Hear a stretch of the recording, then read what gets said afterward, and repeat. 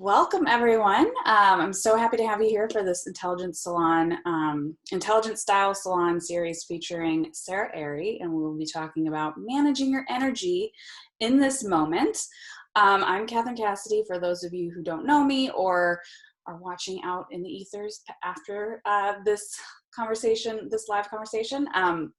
I'm the CEO and founder of Boutique Box, which is about empowering women through style and clothes to really own their power and their presence as leaders.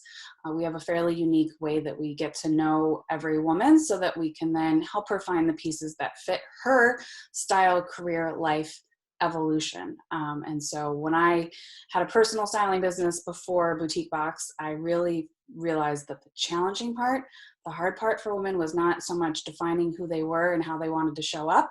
It was finding the pieces that fit that vision that they wanted to create for themselves. So that's what we do with Boutique Box. And one of the reasons why I wanted to create this Intelligent Style Salon Series in this way, inspired by the first conversation that we had with Mary Stevenson around leading through times of extraordinary change.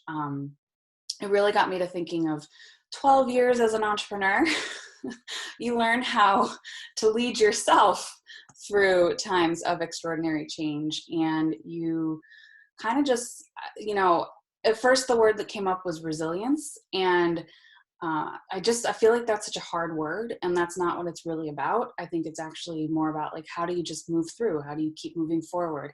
How do you find that flow? How do you find that place of trust and believing in yourself? And as an entrepreneur, you have to figure those things out. That's the only way you move forward.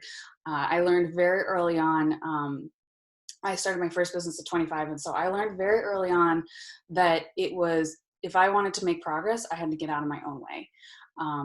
There was no like boss that wasn't going to promote you to blame. It was, how do I grow this business? Who am I trying to reach? And all the different things that go through your mind. So starting with energy and mindset for me was really like, that was the first thing that I realized I had to step into.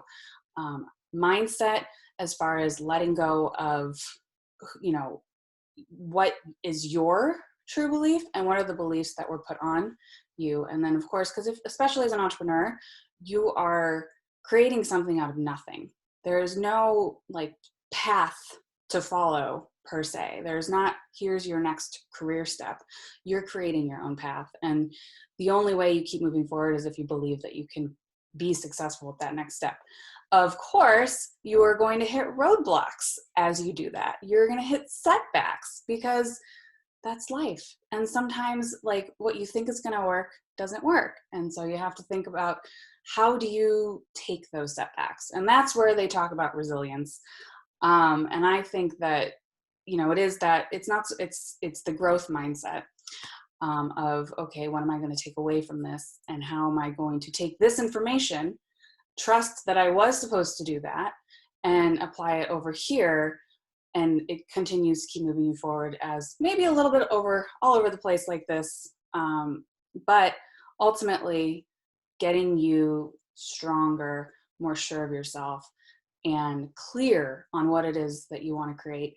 So this time right now, I really feel 2008 was a course correction for a lot of people. 2020, I believe, is about a wake-up call. 2008 was, okay, companies aren't going to take care of me. I need to figure out how I can make sure that I take care of myself, put my career in my own hands.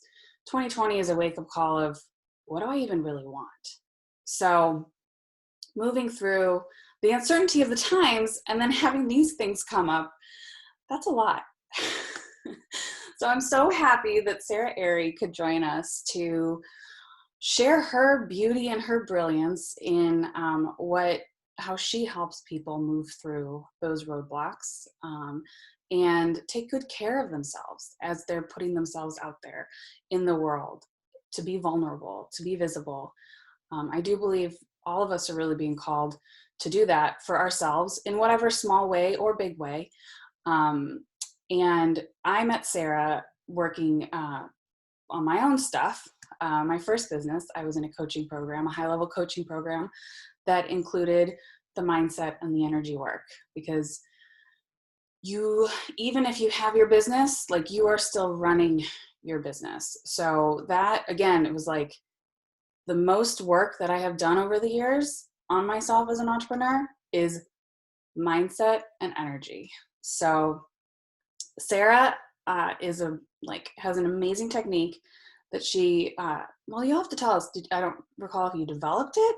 Certainly you have like expanded it. And she wrote a book, was it last year or the year before, called The Universe Fucking Loves Me. And as I was thinking through like the introduction, I actually really had to like make sure that I could say The Universe Fucking Loves Me, because the good girl, the Catholic raised good girl, was really struggling with, oh my gosh, am I really going to say that on something that's recorded? So right then, look at that. Sara's just continuing to do her work just by the way that she titled her book, making people address their triggers right off the bat. And her technique just really helps people in a way that's like cellular, getting out of their own way, reprogramming, rewiring. And with that, thank you for coming, Sara. Thank you for joining us. I would love for you to just start with sharing sort of how you got into this space, and maybe a story of like transformation from someone that you've worked with.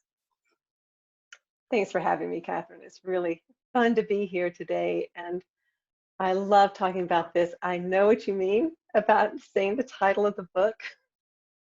I was born in Alabama, raised there. I know how to do the Southern good girl thing.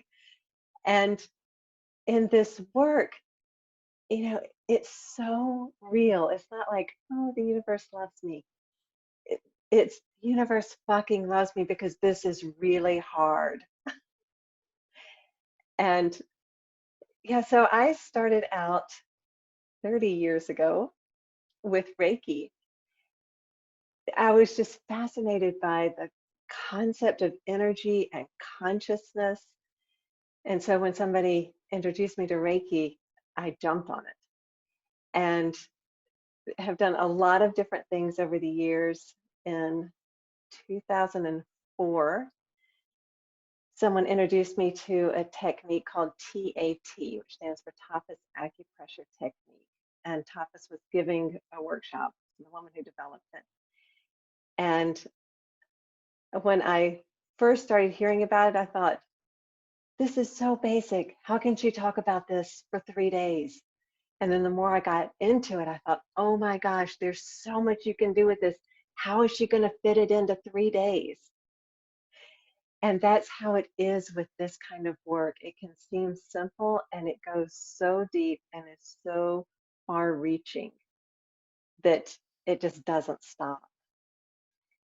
At that workshop, Tapas asked if anybody would be willing to work with her in her business because her business was expanding.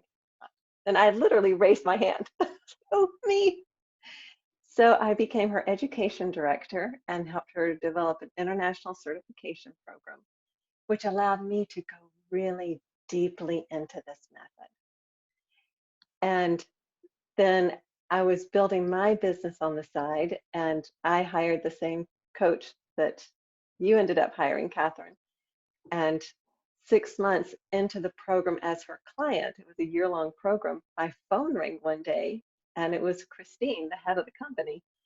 And she said, would you be willing to be my first associate coach and do what you do for all my clients? It's like, let me think about it. So I immediately said yes, and I started working with all of her clients. And what she discovered was that when she combined her teachings and strategy with my mindset work, people actually started taking action instead of knowing what they should be doing and staying frozen and stuck and under the weight of all the pressure and the shoulds and the I'm not good enough. So I went from this world of healing and spirituality and woo woo into the practical business world. And what I did after working with hundreds of clients was to synthesize my own technique, which I call the refuturing process. And it combines the spiritual and the practical, because we live in a practical world. And I believe that we are here to discover and express our unique gifts and our creativity. And that takes getting in touch with that, knowing what that is, and then getting out of our own way to be able to take inspired action. And I think when what came up as you said, take inspired action, I think one of the biggest like roadblocks for me or like growing edges has been trusting my intuition to take the action, which is essentially what you're saying as far as, you know, getting people. I was about to go right back into, we'll have you do a little something for us closer at the other, after we get a little more Yeah. conversation out of the way. But yeah, that like, okay, what is this? What's this like an idea versus an intuitive hit? I don't know if there's something there that you would want to expand on a little bit too. Well, the biggest issue for entrepreneurs, or one of the really big ones, is taking off the layer of all the shoulds. And especially as women, it's like every step you go away from what's considered the norm of white men who have developed this society to a large extent, you have more layers of shoulds and have tos, and we work hard to fit in because that's what we have believed was safety and success. Mm-hmm. And I truly believe that we are being called to develop a whole new understanding about belonging, that it is no longer about fitting in and truly about belonging at a root level, which has space for everybody's differences, so that we don't need or want to all look alike and think alike and act alike. Where that used to be what defined a group, now we are moving toward belonging to ourselves, to whatever we call the universe, the divine, God, whatever that is for us, and trusting that so that we come to a group as our whole self and not having to leave out any parts that don't fit into the mold. I think that's so beautiful. And what do you think that means for like right now in the energy of this moment, and each of us moving through, not really knowing what anything looks like tomorrow, even.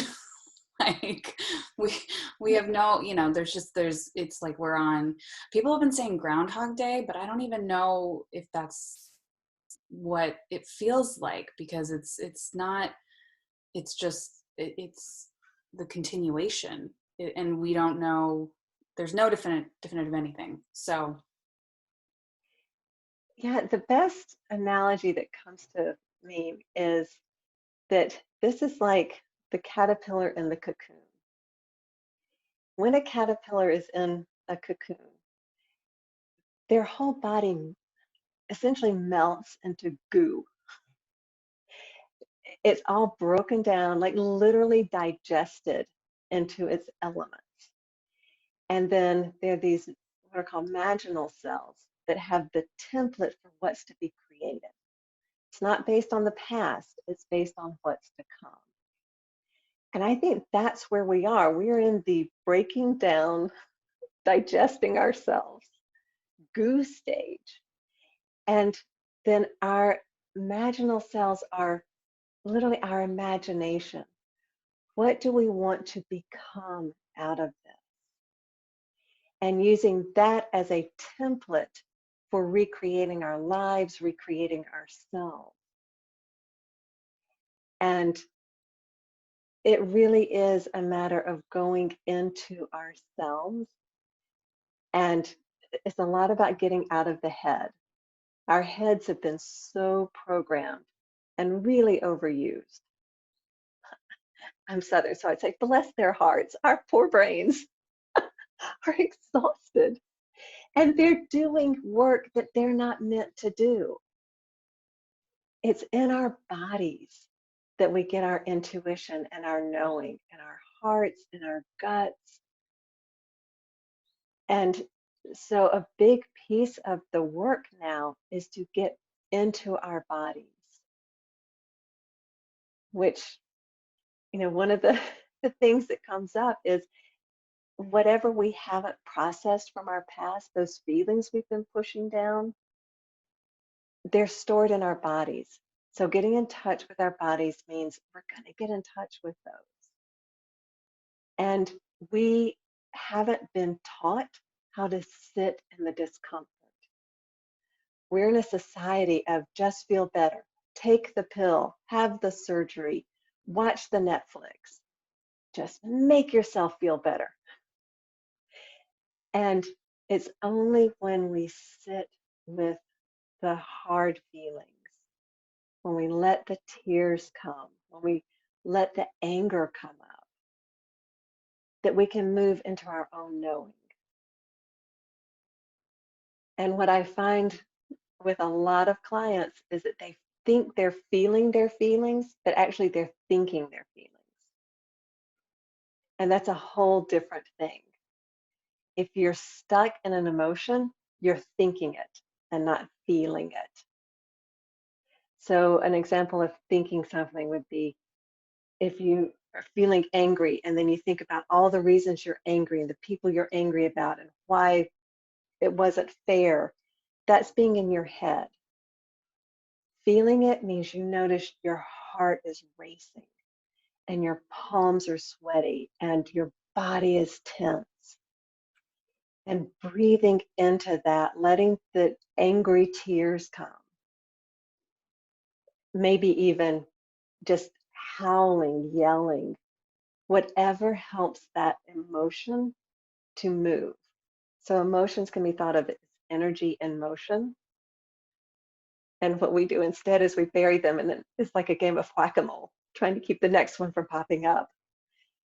And it's actually so much easier to sit back and let them come up and stay present to them. Absolutely. And I think to share for anyone, maybe new to this, like there's no should of what this timeline looks like either. I feel like for myself, I found usually it surprises me. Like it just comes up because I'm, like the block that I've hit, the roadblock that I've hit, like it's part of helping me move through some of this stuff that I have to let go of, what Sarah's talking about. So if you feel like, oh my gosh, that's me, like I'm always just in my head, I'm never feeling it in here, like even just the fact that you've become aware that that could be what you're doing and why you keep having the same problem, like that's okay. One of the things that came up as you were talking, this is a little bit before, it just came back to mind, was I like to say shoulding all over yourself. Um, Again, this series is because like I've 12 years of like moving through shit. So since we've already said the F word, I can continue to swear. Of course, I just said the F word instead of, but anyways, one thing at a time, guys. And the shoulds that are like the shoulds that you pick up, that you have your own shoulds versus you have the shoulds that you're carrying of other people, and trying to differentiate between the two. I mean, there's still shoulds to let go of, but like from a personal example, it's not quite the same, but like I have dealt with anxiety like my entire life. And for a long time, I thought it was just me and I was wrong and I was bad. And I had this problem that I couldn't figure out how to solve. And then I had this like aha moment into the years of working through building a business and on myself because of that. Doing a meditation, it came up that it was never my anxiety, that it was I was just highly empathetic, highly sensitive, and feeling everybody else's anxiety from like childhood to still. And I, like right now, especially, there's a lot of that going on too. And you can't like, even if we're all hunkered down, social distancing, you're still feeling it because it's just energy. It doesn't, can't be contained to a house. Um, and so differentiating between what's yours, because your anxiety or your feeling is something that you can definitely, I would say, and Sarah, this is your space, but um, moving through it, but is something that like you can control and you can clear out and you can like get to the next level in a way to sort of put the container over here of like the other anxiety and protecting yourself from that and continuing from as it relates to the shoulds, like these are their shoulds and they can stay over there, like putting it over here. And, I can continue down my path working through my shoulds that may be picked up from some of theirs that I am deciding to carry and eventually let go. Differentiating between like, how would you help someone who's new to this start identifying what's theirs versus what's someone else's? That's a great question. And I want to highlight something that you said before I address that. And that is that we don't need to go digging for our unprocessed stuff. Life will show it to us when we're ready to see it. So this isn't about excavating or trying to get to the center of the onion under all the layers. It's, oh, I am upset. So it's noticing what's going on in the moment and at your own pace, exploring that. And it can really make a difference to do this with somebody because our traumas, our shoulds, our challenges in life have come in company with other people. And so there can be a really special healing that happens in the company of someone else. Mm. So I don't ever want people to feel like they have to do this on their own. And there is a lot you can do on your own. But don't should yourself about releasing either. Mm-hmm. Mm-hmm. And so much of this is about building awareness.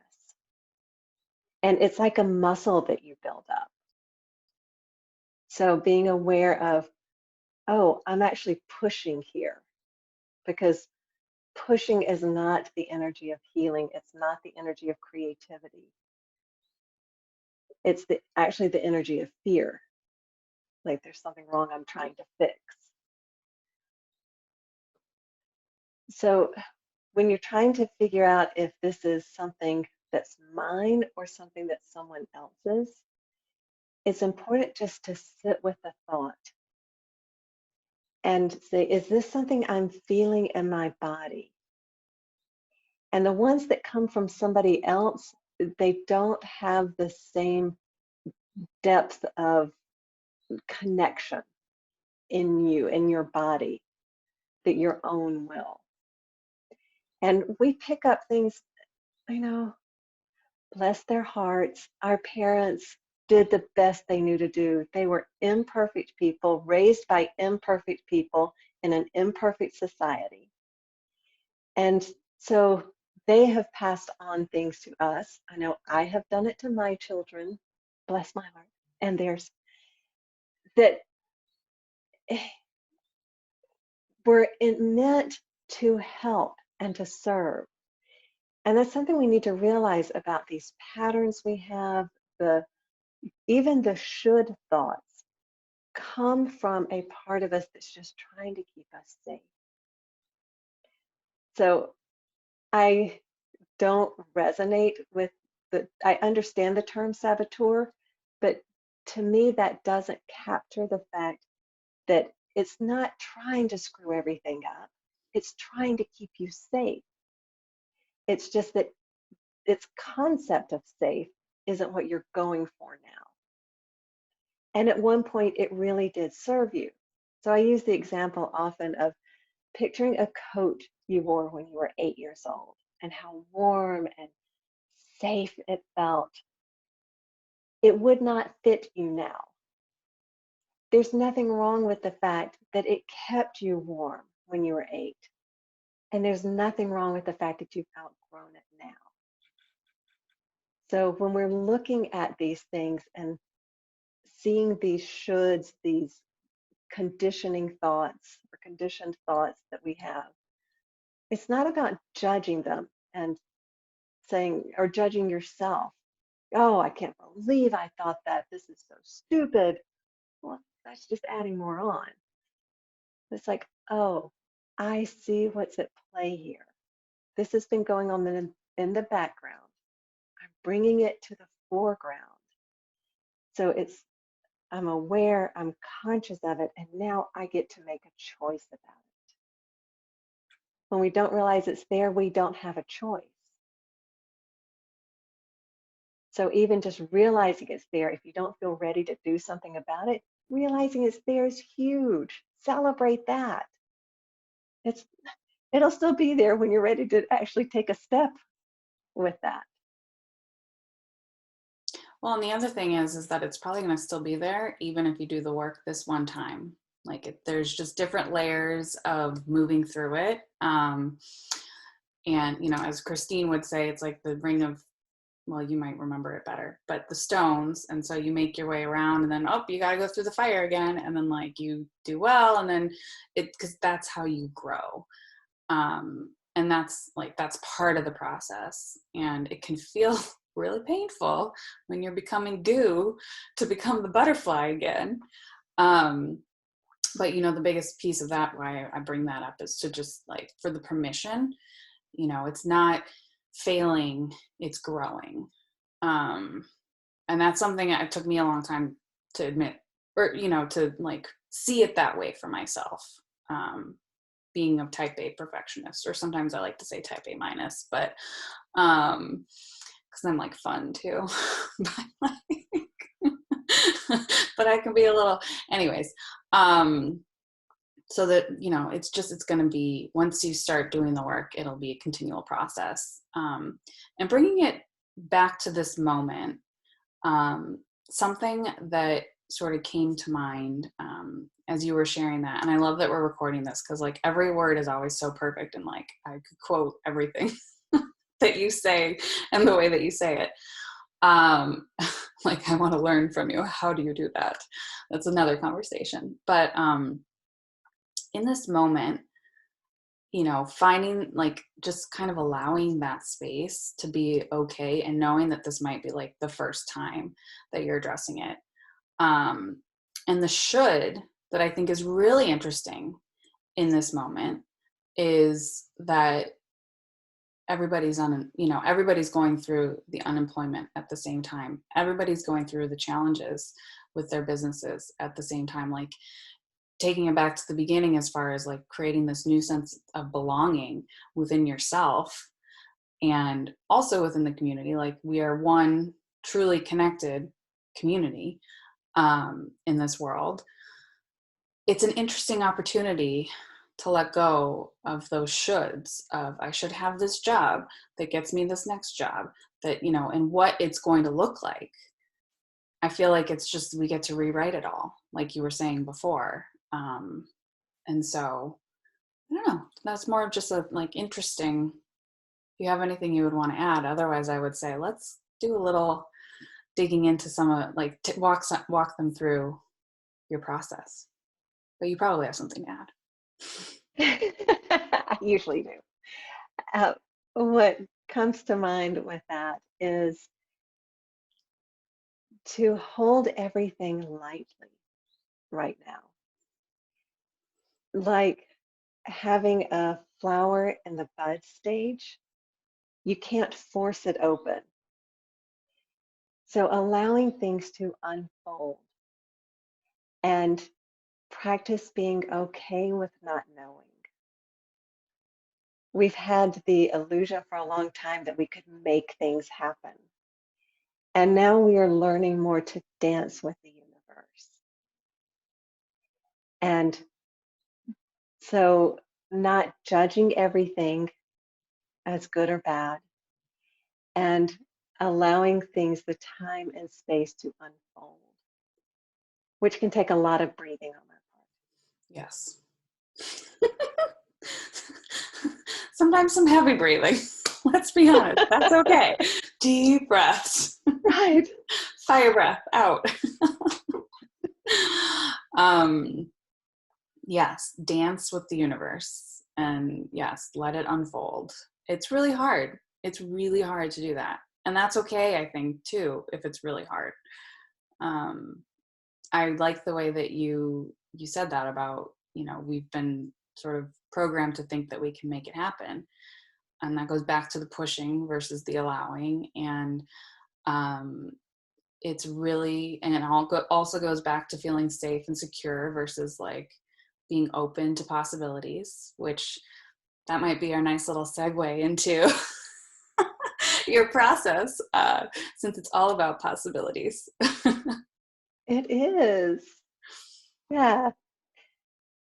So I was saying earlier about coming back to ourselves. And there are a couple of things that I would love to teach clients about, um, things to help facilitate that. And I'm going to show everybody one right now, and it's called the head pose. And what this is going to do is connect acupuncture meridians. You're not going to stick yourself in the needles, but you're going to activate them using your hands. And it's connecting your energy fields and just helping you get back into your body. And one thing this does, you have energy centers in your hands. And I'll tell you the specifics, but we're going to do a head pose like this. And you're sending energy through all three parts of your brain: the forebrain, the middle brain, or mammalian brain, and then the reptilian brain, that fight, flight, freeze center. And this can help just like dissolve the intense connections we have to our thoughts. When you do this, you may find things intensify and then they will release. The theory of chaos says that things get worse before they get better, which I think of as the house cleaning rule. Like when you clean your house, there's a phase in which it looks worse before it looks better than when you started. And the deeper you clean, the worse it looks in the middle. So that it may, or if you notice that it's intensifying, just know that that's part of what can happen. And you just keep breathing and it will release.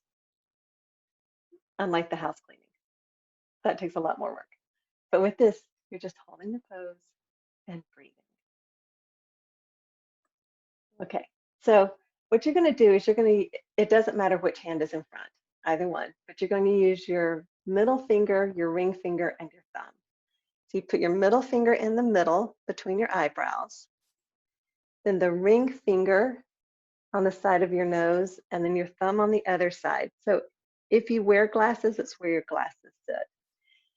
Then this hand goes on the back of your head with your thumb at the notch at the base of your skull. And this is all a light, gentle touch. No squeezing or pressing needed. Just simply breathe. If you have shoulder issues, you can put your hands down and just intend that you are feeling this. And if the energy feels too intense at any point, you can just pull your hand away and let it be as though you were touching those points. So it's the ring finger and the thumb on the Sides bridge, of the like nose. a side of the nose, and then the middle finger sort of at your like third eye.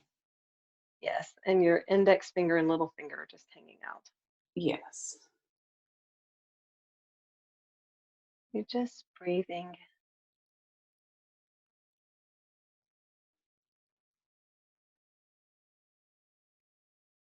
And whatever thoughts you're having, it's like looking at bubbles coming up in a glass. You're just watching them go by.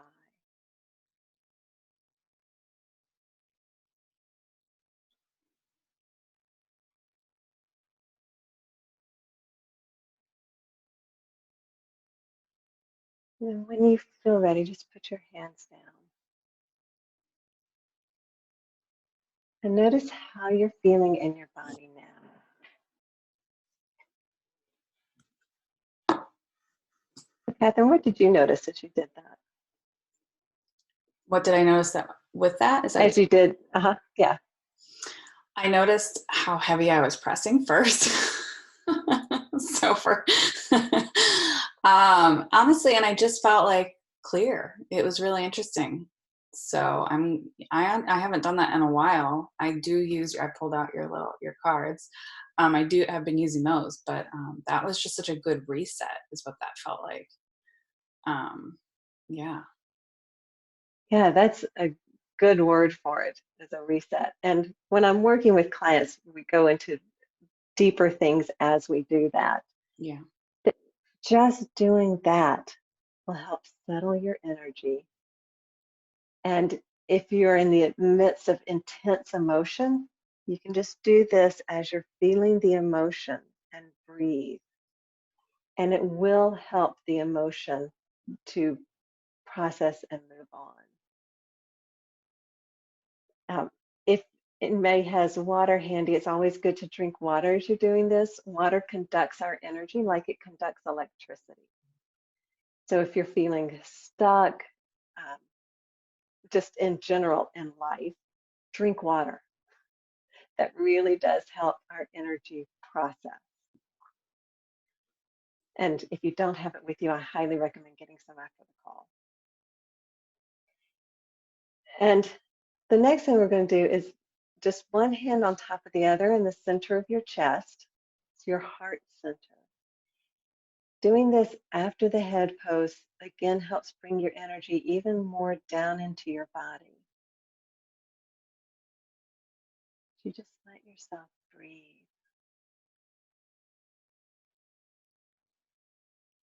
And you can keep your hands here while I keep talking to you.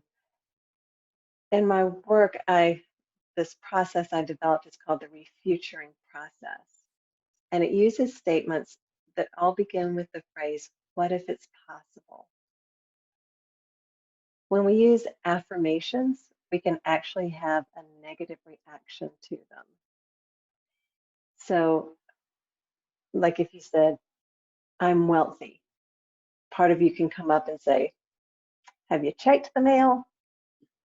Because making a statement like that invites our safety mind to argue. When you say, what if it's possible that I am wealthy? That's a place of creativity. And then you might start noticing things like, I'm wealthy with friends. I'm wealthy with my own creative ideas. I'm wealthy with work experience. So I'm going to say some statements as you have your hands in this heart center position. You're not trying to believe them. You're not trying to do anything with them. You're just letting them wash over you and see what you notice. And you're not even really looking for that. Just let them wash over you, and you can notice after. You can have your eyes opened or closed for this. What if it's possible that I am okay? What if it's possible that in this moment, I truly am safe and okay?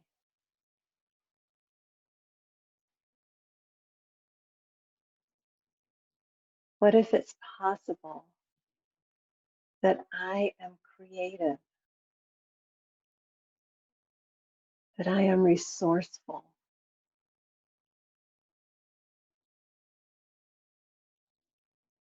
What if it's possible that there are people and energies that are supporting me and helping me through this?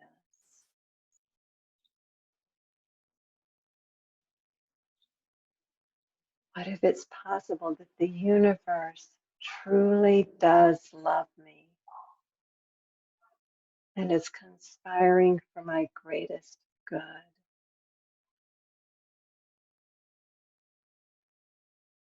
What if it's possible that all of this is safe and possible for me, just as I am, right here and right now?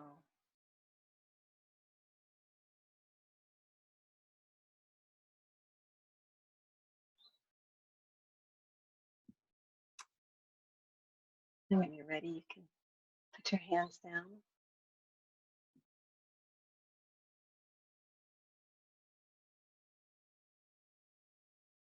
So, Catherine, I'm going to put you on the spot again. Do you want to share what that was like for you? What you noticed? Just peace, grounded,